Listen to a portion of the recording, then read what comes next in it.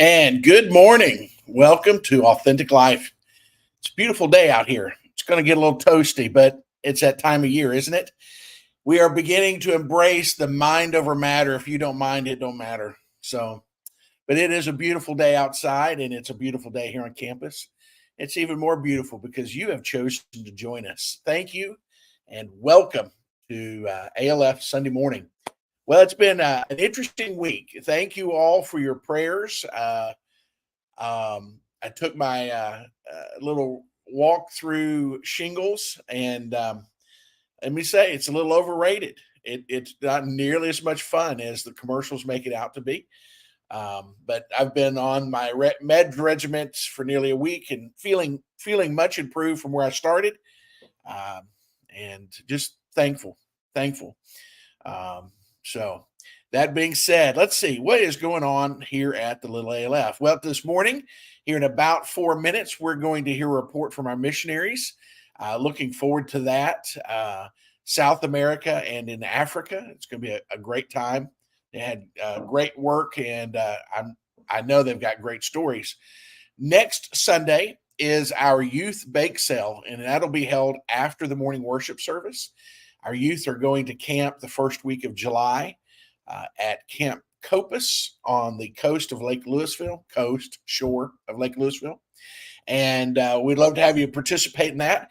If you'd like to contribute to help send kids to camp, you can do that, even if you can't be here to buy the confectionery gifts. Confectionery. I think that's right. If you'd like to contribute, we can help you do that. But we got that next week. Also, next week, I'm going to be taking a little time away, doing a little staycation, I guess, as it were. Just going to take a little pause for the cause, and just a little rest. So nothing, no illness, no surgery, no procedure, just a little time off. So looking forward to that. I'm sure there's a honeydew list at my house, and but it's going to be a good time. Also, as you pray, remember we've got several in our church family. Last evening, Brother Josh's uncle, he had the double lung transplant. They started this about a year ago, and last evening, he received his eternal healing, and we're thankful for heaven, but it hurts when we have to say we'll see you soon. But we just want to pray for his family, and we have several folks in and around our fellowship that are working and walking through some things, and so just remember to pray. God does not need reminding of us, but we pray to remind ourselves of Him and His love and His grace and His mercy and His power and all those things. So just do that. That'd be awesome. Today we're handing out the new ALF gear. You can see, I'll adjust here. Here's one of our new shirt colors. I got to tell you, man makes the clothes, and so this must be a great looking shirt. But we're having those distributed today, so thank you for everyone who picked up some of those. Let's see what else.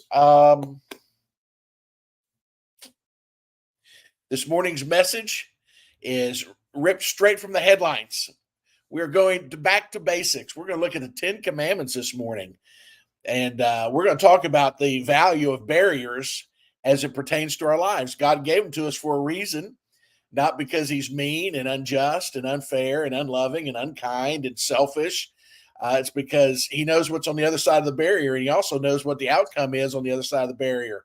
When I was a child, I behaved and acted like a child. I can remember my father saying, "No, don't do that." And all I heard was wrong things. And then when I became mature and I put away childish things, I realized my father knew more than I did, and I should have listened to him. So today we're going to kind of get back to basics a little bit, and it's inspired by local events and some state events. So it's going to be good. So I'm going to begin processing you over to the worship center, and I hope that you'll come back and join us at 10 o'clock for the morning worship service as well. Thank you again for being with us. So let's see if I can do this in a good way.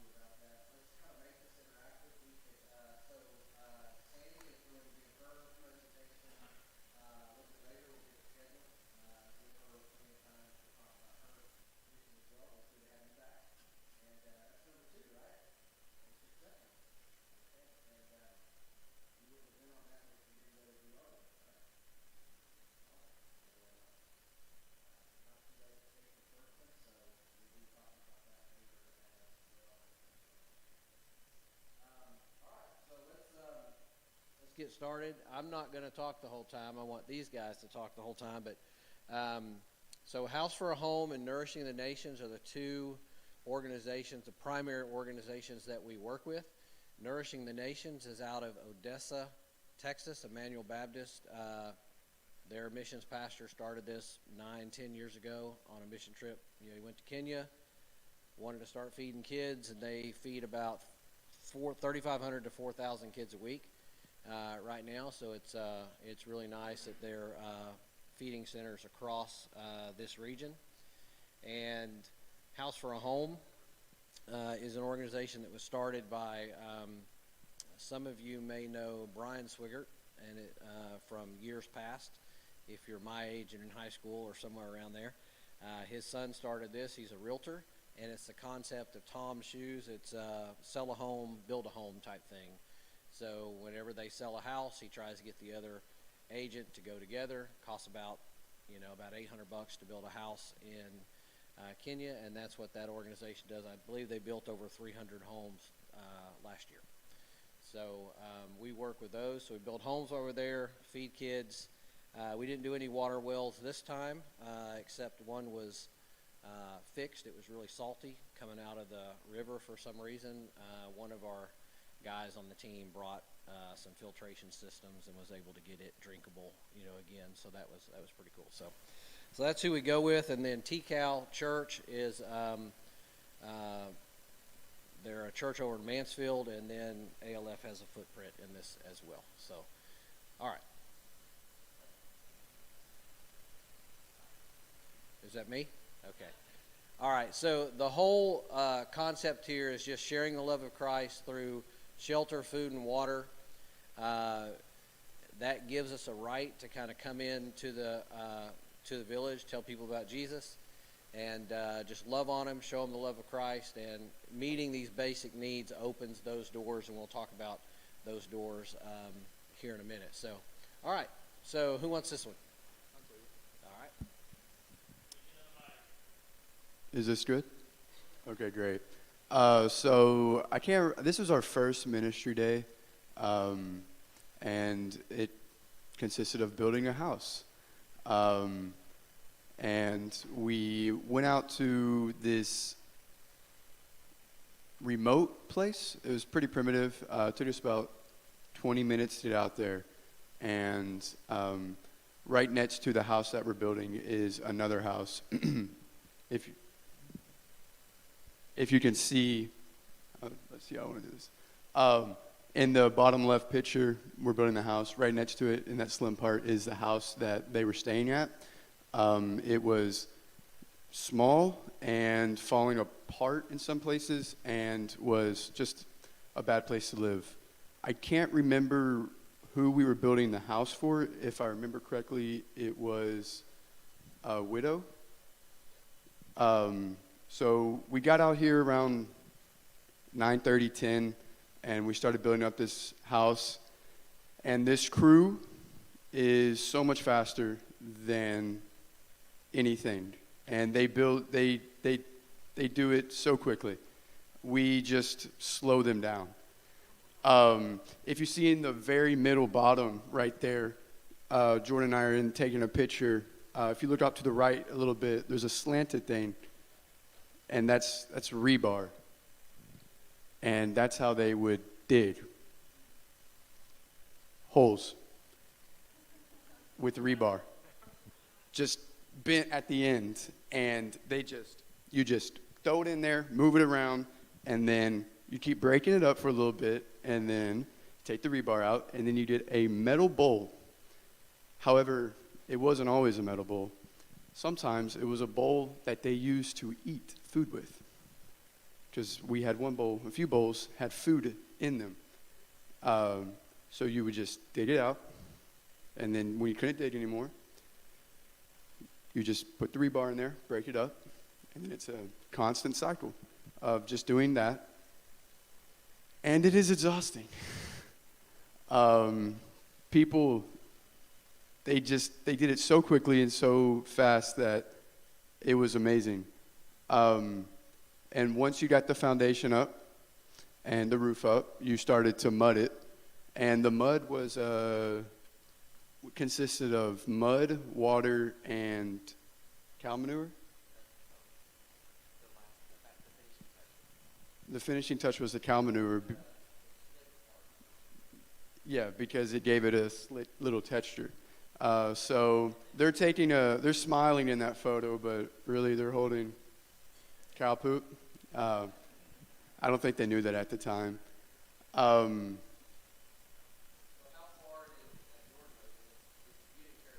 no. Yeah, yeah. The one in the red shirt, me and him. So this far left picture where Jared, Jeff, and Brian is, back behind them about a football field and a half, snaking through a lot of trees, is a river that you have to carry these like 5-gallon buckets. You walk and you fill it with water and you carry it back. That was insane. 50 pounds. And so in their culture, the ladies do all that work, all that type of work. So they were outpacing me and Daryl. Like we were like, oh, and they're just got it on their heads, walking like normal. Yeah, they did laugh at us because it was kind of weird that we were helping them. But oh well, so the top right. So that was actually on our third ministry day, but to kind of give you an idea of how their living conditions are. So we were building a house, and there was a homeowner of this house. He walked down to come and help us build their house, and they started talking to one of the pastors, and we walked down there and looked at it, and as you can see, it's basically just a tin roof with a bunch of tarps. The homeowner, his wife took their kids and left because of the house condition. So he was saying if he could get a job and if he could get a new house, then his wife and kids would come back. So I think we were able to make they all were able to make a decision that they would build a house for him. I don't know how. So on this one, there were funds that hadn't been committed yet for homes, actually given by Altrusa here in Greenville, if anyone does any of the tours for them. So they actually purchased 3 homes, and we had one that wasn't left committed, so we were able to commit to this one. And this is actually reconciling a family, which is good. This was dangerous for the kids. It's open to animals and wild animals and things like that, so they just couldn't stay there anymore. But the gentleman was really great. He was coming down, working, helping one of his neighbors, and they don't get paid. They just get they get food, for the day. And was able to give a house, so that's good. They also don't use power tools, so we all I got a really, really good arm workout sawing that thick of wood. So. Took Jared about 10 minutes to drive that nail, I think. I don't think he actually ever did. It's not So any questions on the house building process?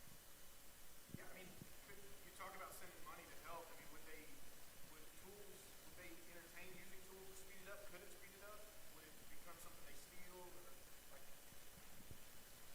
So, yes, but certain ones. So when they go to these sites, the lead builder Boaz is on a motorcycle and he's carrying 3 of his workers with him.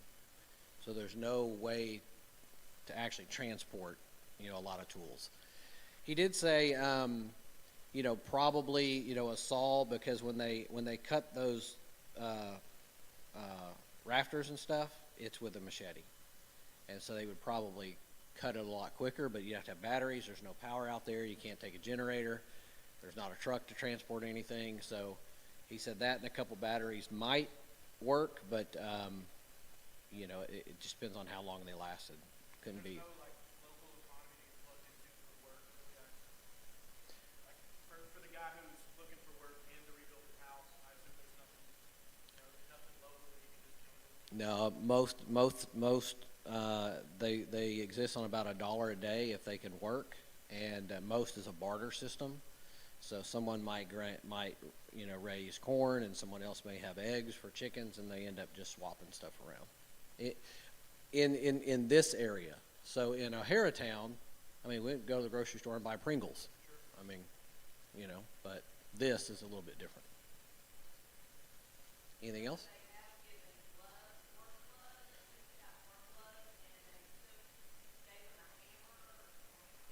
Yeah, I mean, we've brought, because typically, the hammer is just a metal bar with a head. So we've taken hammers and things like that. They don't like our saws as much, except the ones the folding one worked out pretty well. We bought some saws one time. They just smiled and put them aside. They weren't that good for what they needed it for. So yeah, I mean, we take things like that when the workers are up when the roof goes on. It's hot in Africa. The roof gets hot, so we bought the folks on the roof those little finger or toe shoes, those grippy ones, and so they love those. Kind of protects your feet. But this is, just think about this, a home going, especially to a widow. I'll keep this PG, but in that culture, what happens is a male will move into the house with a widow, and there's not much control, and they're there for the benefits. Let's keep it PG. But doesn't support anything when they don't have their own house. So with a widow getting her house, she gets to exit that situation and have her own home, secure door, secure windows, and where their kids and her can sleep in peace. So, and plus just the dignity of having their own home. So for like $800, it goes from this to. For some reason, I don't have a finished picture of a house this year because I've taken so many of them, so I apologize for any first-timers. All right. Lots of kids. You want this one? This is just kids everywhere. Yeah. Well, I will say the top left-hand photo where they're all taking selfies, that, for me personally, was probably one of my most enjoyable experiences. I really love feeding programs, and those kids were great. I had a group had fans walking around me, and they were asking me all the questions, and they were playing with my hair. They thought my hair was interesting, but yeah, no, this guy. So that was fun. Just seeing kids get fed because you don't know if this is their only meal of the day. So it's nice being able to provide that. And then picture right side, middle one with the yellow. That was their church service. We got the pleasure of actually leading worship or leading a gospel presentation to the youth of that church. So that was cool. It was really fun. They're shy, so they don't really like to win in games. We played games with them, kind of rock, paper, scissors, and we had to force the winners to say that they won. So it was a little different because everywhere else you go, everyone's wanting to be the winner, but they're either maybe they were just shy or I don't know. But it was interesting seeing the difference in that. Yeah. So a few things. If you look in the top right corner, you see a whole bunch of kids, and then you see a little white guy. That white guy's me. We got out at this feeding program at a school, and I get out of the van, and I was just trying to get some water, so I go away from where everyone is to get a drink of water, and within 30 seconds, I've got, I don't know how many kids it is, maybe 50, maybe 60. They're all just surrounding me. And I'm cornered against the van, and they're just asking me questions and questions and questions, just like Jordan was saying. And they were like, "Are you a girl?" And I'm like, "No."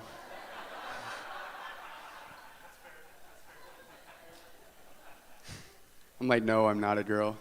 They're like, then why is your hair so long? And I'm like, in America, it's okay. Okay. Yeah. So they're just asking me questions, and what you can't see is right behind where this photo is taken is a field, like at least two football fields. It's just big. It's just open. So Jordan and I were running around with these kids. We were racing them. Jordan was we were having push-up competitions with him. I taught them how to throw a soccer ball. They didn't know how to. They were amazed by the way I could throw. Because they were doing this, and I'm like, no, that's not going to work. And like Jordan was saying with the middle one, so where Jordan is holding up that poster, that was our Sunday lesson. That was Sunday school. And I was not yet aware that there wouldn't be much of a language barrier. So people that went to the Dominican, there was definitely a language barrier. So I did a lesson that morning, and I just kind of blew through it. I was like, oh, they'll only pick up on a little bit. No, they picked up on everything, and I just steamrolled a lesson. And like Jordan was saying, they wouldn't win. They wouldn't like to win no matter what. They just sunk back in the crowd.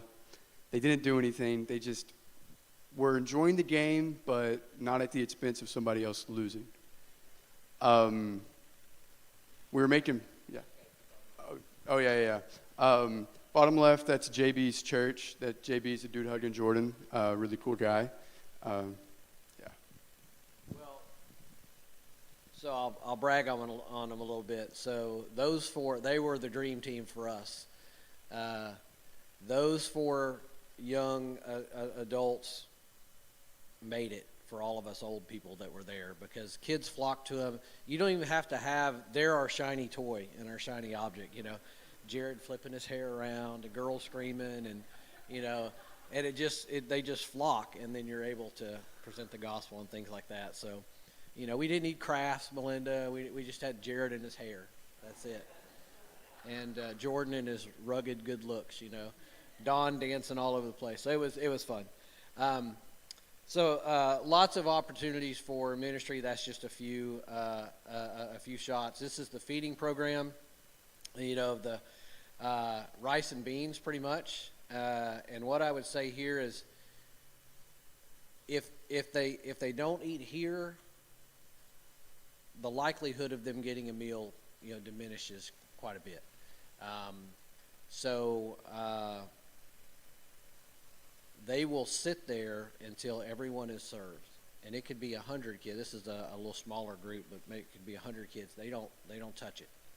They don't touch your food, and you will see them scraping part of their meal into a plastic bag to take home to their siblings.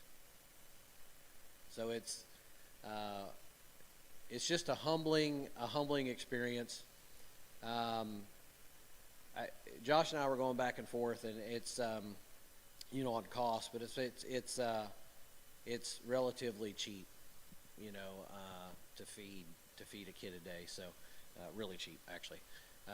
So there they are. They're serving out of 5-gallon buckets, and they cook that stuff every day in the churches. So. Okay, let me take this one before I pass it back. This is just a cool personal story that I wanted to share. So upper left is Victor. He's got his hands raised. So this was in their culture, when you can't support your family, the husband leaves. We don't understand that, but that's what they do. The husband leaves. Victor leaves, goes to Nairobi to try and find work. Can't find work. Last year we were there. We end up giving this family, a house. One, to show the love of Christ, but also maybe to reconcile a family. He's a good guy. He wasn't saved, but a good guy trying to support his family, even though he leaves his family. We don't understand that, but that's their culture. This guy was so, embarrassed, so dejected when we were dedicating the house. I don't have a picture of this, but this is last year. But his countenance is down, and he will not look at me. So finally, I just stopped, and I said, "Victor, I need you to look at me. This is too important." And in their culture, they don't do that. He raises his head up, and he looks at me. I tell him about Christ. I tell him about the love of God, and I tell him about being a husband in his home and father to his children and all these type of things, right? Challenge him. Well, he ends up getting saved that day, which is, awesome. So he's part of First Peter's church. So that's where we were there Sunday.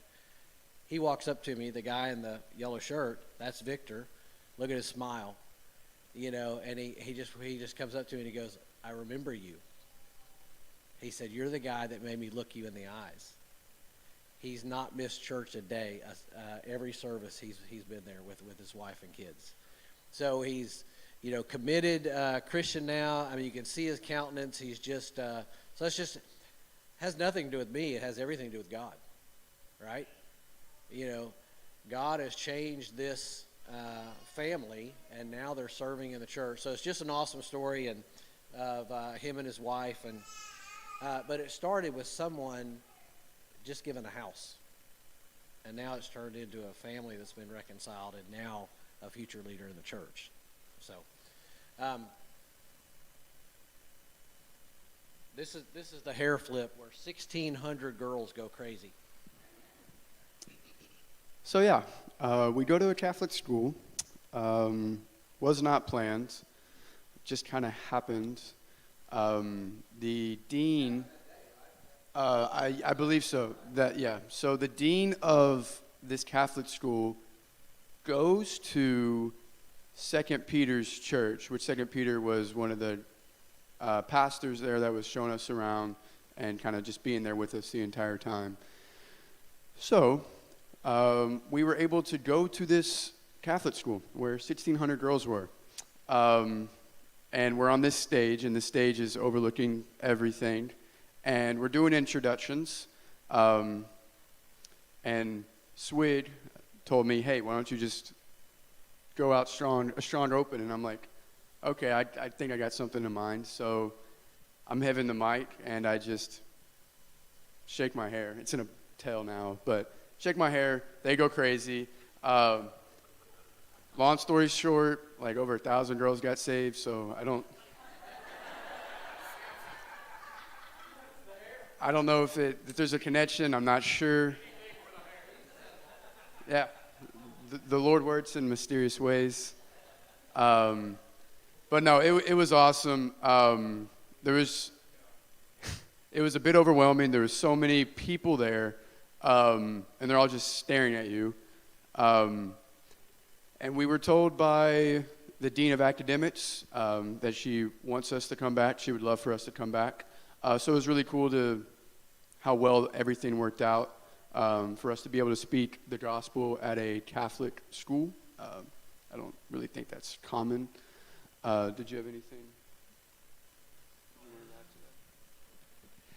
I think that everyone's expectation of what 1,600 people looks like is, at least for me, I was downplaying a lot. So where we're taking a group photo, to our right, so to the left of the photo, is like a gravel corridor that opens up into a courtyard. So as we're walking closer, you can hear the murmurs get louder and louder and louder, and then you open up to this courtyard, and there's just 1,600 girls just all over the courtyard. And yeah, it was a pretty daunting experience. Up on stage, we were dancing, and because of so many bodies, felt like 100 degrees up there. So we got to work out every single day, but with how much dancing we had to do, got to do. But no, it was a really cool experience. I've never been a part of something that large, so to be able to witness it was really pretty cool. So attached to this, some of you heard the story. The first time I went to Kenya, I stayed at this Catholic house. There's a house that's attached to this school. Worst accommodations I've ever had in my life. I told Brian, I said, I won't go back to Kenya if I have to stay there again.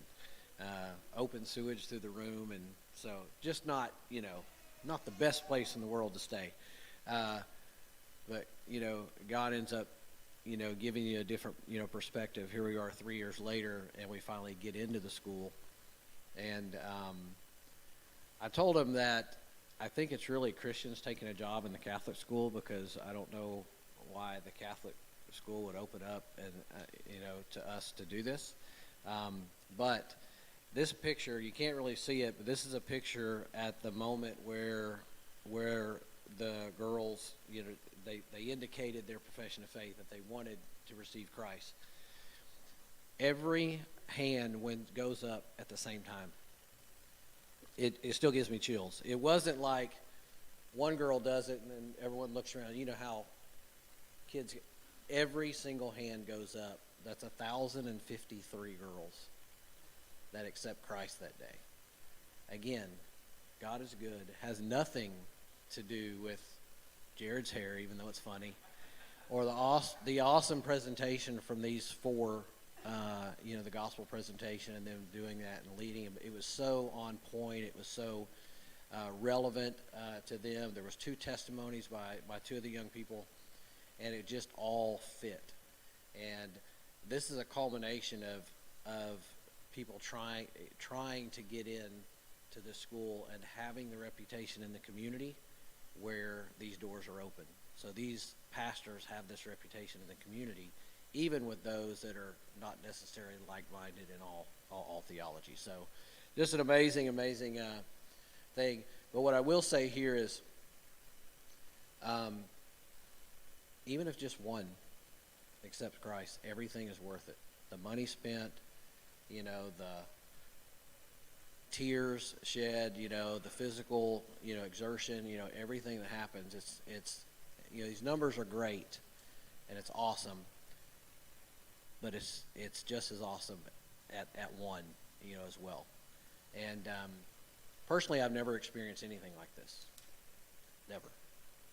So anyway, good stuff. God is good. Isaiah 52:7 says, "How beautiful on the mountains are the feet of those who bring good news, who proclaim peace, who bring good tidings, who proclaim salvation, who say to Zion, your God reigns." So just a recap, in this 10 days that we were gone, almost 1,200 people gave their life to Christ. Again, this is my 4th time there, and usually it's 5, usually it's 6, 10, something like that. God chose to bless this team in a way that is just incredible. But some plant, right, and some water, and some reap the harvest. We were just very fortunate to reap the harvest, and I told these guys how fortunate they are at a young age to experience something like this. So you never know when you say yes, when to go, whether it's across the street or whether it's right here in our own parking lot or halfway around the world. But so on Sunday, God was showing up. That's probably not a good. We were showing up to what God was doing. On Sunday, 6 people gave their life to Christ. On Monday at the building site, 10. Tuesday's building site, 57. Because we're not only building homes, we've got people out there doing like street ministry, with a bunch of ladies, a bunch of kids, people walking, the neighborhood. So there's a lot going on. We have to have that because we can't build all day. We don't have the the ability to do it. And then 1,057 actually of a enrollment of 1,600 on Wednesday, 45 at a school, and then at another building site on Wednesday, 13. So just praise God, and thank you for your prayers, for, if you bought something in the auction over there to help get these guys there, your fingerprint is all over this, okay? So sending teams and sending capacity is just as important as the hands and feet that go. So don't ever think it's not. So if you want to go, I'd love to take you someplace, but the sending capacity is just as well. So All right, so we had a little fun, as well, and then we'll get to questions. So we did go to the equator and Masa Mara. So let's see, y'all can talk about that. And So the safari, Masamara, she's 17, yeah.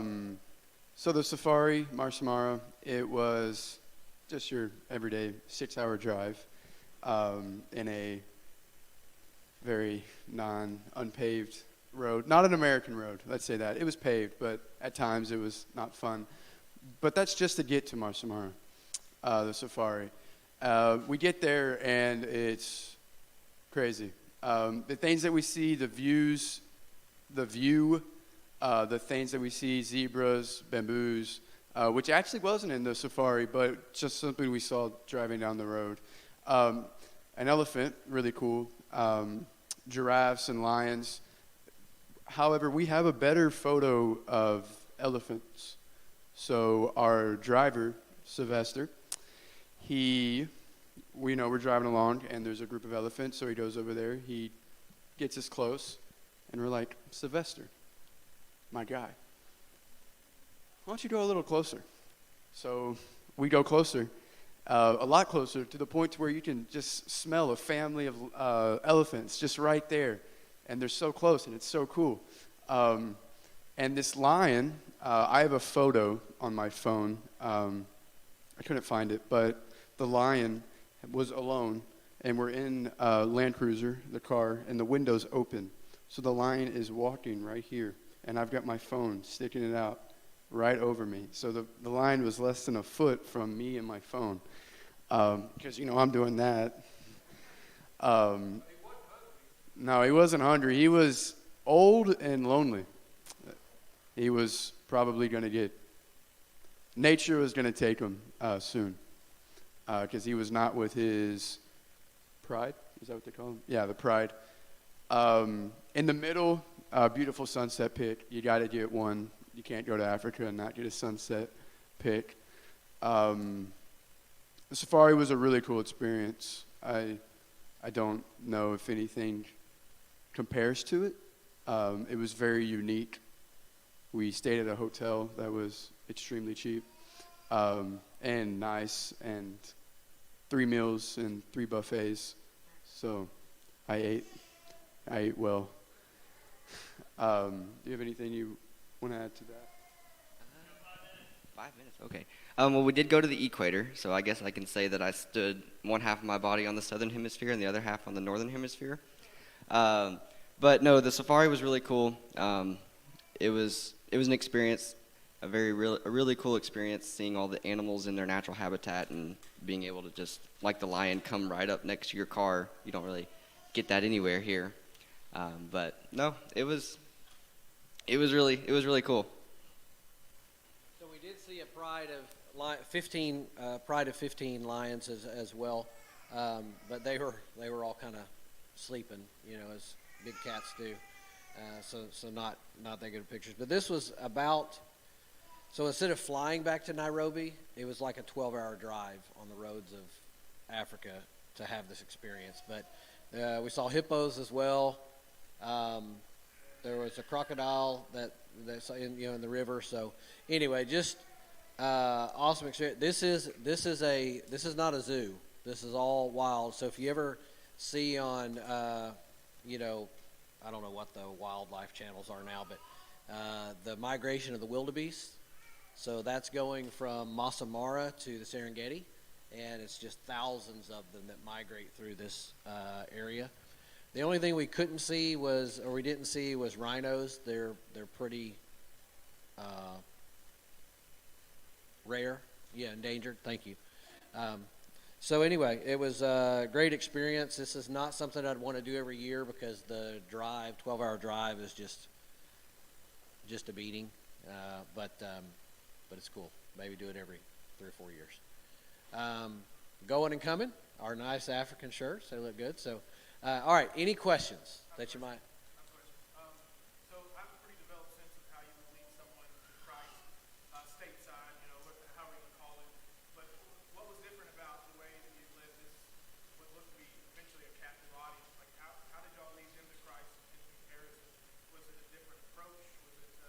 Not really.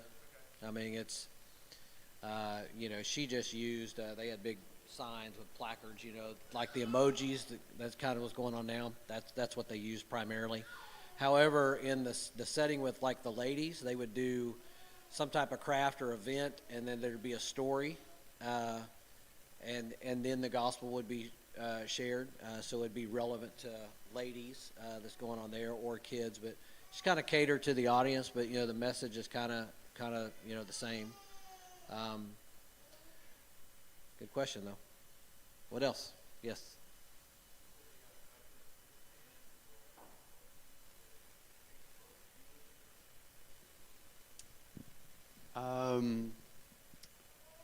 A few were, but just because they're learning it, there wasn't. But there was also a few, like 3 or 4, I remember, sporadic throughout, that they were, they speaking to you clearly. A few were just speaking to you clearly, which was like, whoa, I didn't just or fly 20 hours, and then now you're talking to me in plain English. That was pretty cool. But it was also really hard to gauge because they're so reserved that you're just hoping that they understand you. But it took us a while to realize that they do understand, or it took me a while to realize that they do understand you. They're just really reserved. But yeah, they did speak English. Kenya was a British colony as well, so it's kind of normal. There's 50, 60 different dialects there, languages, but English is common. Yeah, English, British colony, 50 years. Yeah, did y'all run into anyone, like, this is going to sound kind of dark, any malice or any kind of ill intent? It seems like everyone was captive and happy and humble. Yeah, there's just one or two. So we were at the last dedication site. It was, surrounded by a cornfield, a house just cut into a cornfield, and there was, so there's a guy there's actually a group of individuals doing drugs down by the river. So they would come up to the corn and see what we're doing. Most of the people weren't aware of that, but it was really cool because a couple of pastors kind of just went to the outside to make sure that there was no disruption of anything. There was a person that was drunk that was, saying some stuff, but other than that, typically they just go stand beside them, talk to them a little bit, and then they move on. But nothing, I never felt in danger. Did you guys? No? Okay. Anything else?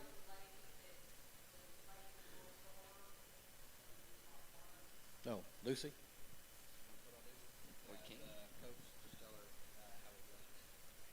Yeah, so there's a lady named Lucy. She lived right down the road from where our house was. But she owned a store where she sold Cokes and stuff. So one of the first nights we got there, we went down there and we bought all the Cokes out. So she was very emotional, thanking us, da-da-da-da-da. And then 2 days later, we went and bought a bunch of cases of Cokes to give her to sell. And then we turned around the next day and bought some of those Cokes. So she was very, very thankful. You're the one, you met her last time, right? Yeah, it's she is she's lady, woman, business owner, just trying to make a living in an area that's not a lot of traffic, and she's super nice and super infectious with her smile, and she's really maybe here to, I don't know, it's just half a block or a block, away. And when he says Cokes, though, it's, the Fanta grape, the Fanta orange, the Stonies, if you like Stonies, it's kind of like a ginger type thing. It's I don't like it. So there's different things. But we were able to bless her as far as we bought 5 cases because there's a team that's showing up Wednesday, Thursday, another team coming, and said, hey, sell these to the team, and she has no cost. So now we've just increased her annual income tremendously by not really affecting, and we just kind of all pitched in as a team, and it was you know, it's nothing for us, but it means everything for them. So, yeah, she's just a sweet lady, and Melinda always packs her a little bit of, you know, like body lotions and perfumes or something, and I always have to get the ladies to take me. It can't be from me. It has to be from her, and I have another lady give it to her. But she's just super sweet lady. So, anything else? It's shillings, and it's shillings, 128 shillings to the dollar. So, last question from Josh. All right. Appreciate y'all. Thank you so much for the support. Looking forward to hearing Sandy's report coming up. So lots of opportunities out there. So if you guys ever want to go on a mission trip, make sure you see one of us or Sandy, and we can talk to you about it. Right? Okay. We'll break for a few minutes and get your coffee and everything. Be back at 10.